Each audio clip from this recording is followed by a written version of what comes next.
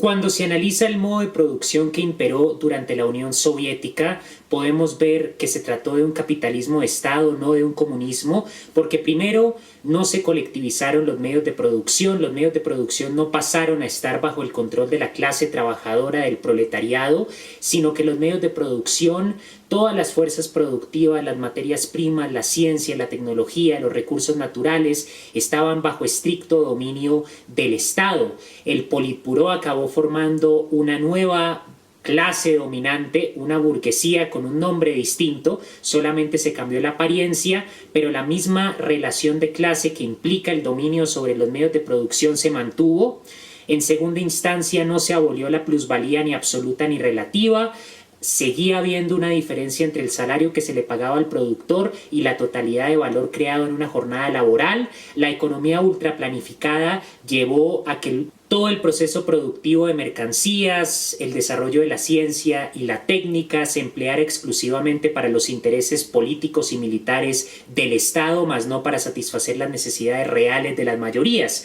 Encima de que no se cambiaron las relaciones sociales de producción del capitalismo, encima de que continuó la subsunción progresiva del trabajo asalariado en el capital, paralelamente al hecho de que se instauró una burguesía en un capitalismo de Estado, que era la clase alta del Partido Comunista, mal llamado comunista, nos encontramos con un capitalismo de Estado en la Unión Soviética, así como en la China maoísta, que favoreció una política convertida en religión a través de la divinización de Stalin y el culto a la personalidad.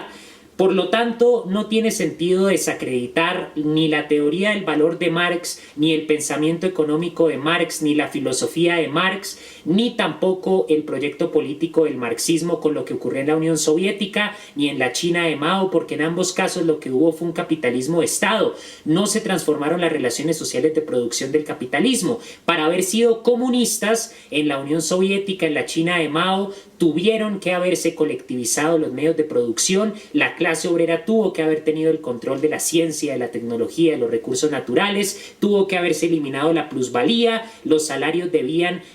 remunerar la totalidad del valor producido en una jornada laboral, se tuvo que haber eliminado la subsunción progresiva del trabajo asalariado en el capital, pero ninguna de estas cosas ocurrió. Al mismo tiempo, la divinización de un dictador,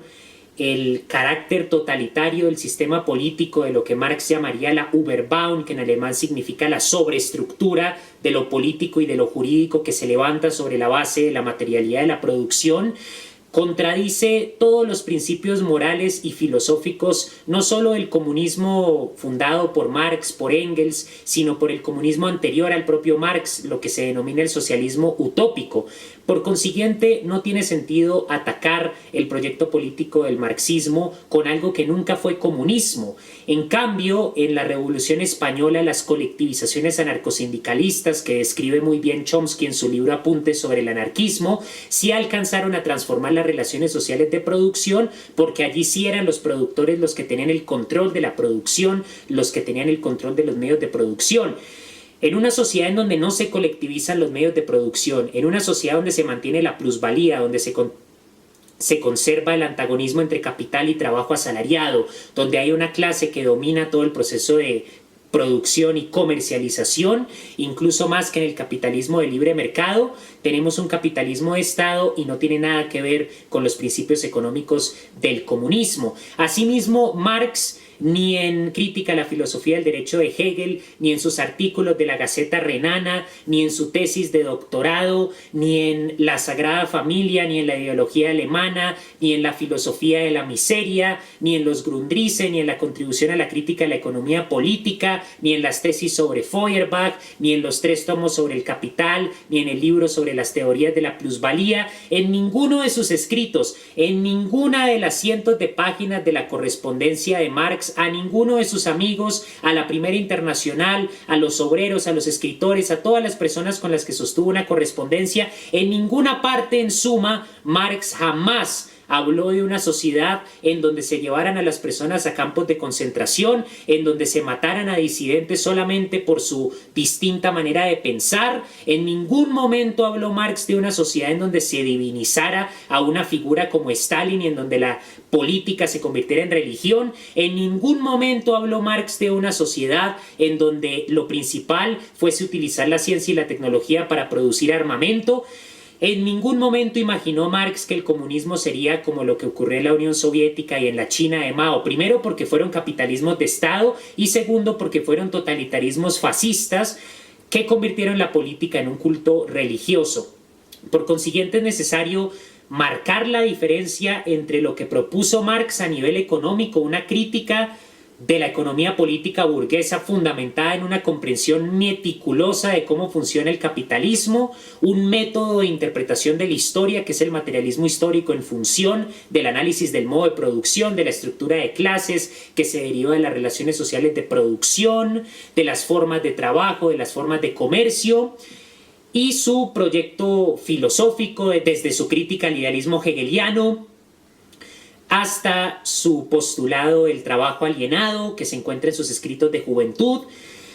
y tomando sus escritos de política, sobre todo en el marco de su participación de la Primera Internacional. Tenemos que diferenciar la postura de Marx y por lo tanto el proyecto filosófico, económico, social, de la ciencia social, del marxismo, de lo que se dio en la Unión Soviética y en la China de Mao. Lo que se dio en la Unión Soviética y en la China maoísta fue un desarrollo precipitado del capitalismo que a Europa le tomó cientos de años, pero en Rusia y en China se dio en pocas décadas, porque Rusia pasó de ser un país en condiciones feudales de producción a convertirse en una superpotencia. China pasó de ser un país en condiciones feudales de producción a convertirse hoy en día en el taller del mundo. Eso no tiene nada que ver con el comunismo, porque fue un desarrollo precipitadísimo del modo de producción capitalista que agudizó las contradicciones, porque fue una fase histórica precipitada, y encima de eso se cometieron toda clase de crímenes de lesa humanidad, los gulags en la época de Stalin, los genocidios cometidos por Mao, y todos estos elementos no tienen absolutamente nada que ver con el proyecto político del marxismo. Al contrario, hay que buscar nuevos referentes en la Comuna de París de 1871 y sobre todo en la Revolución Española. Las colectivizaciones anarcosindicalistas sí fueron comunistas en su modo de producción, porque alcanzaron a transformar las relaciones sociales de producción. La invitación, por lo tanto,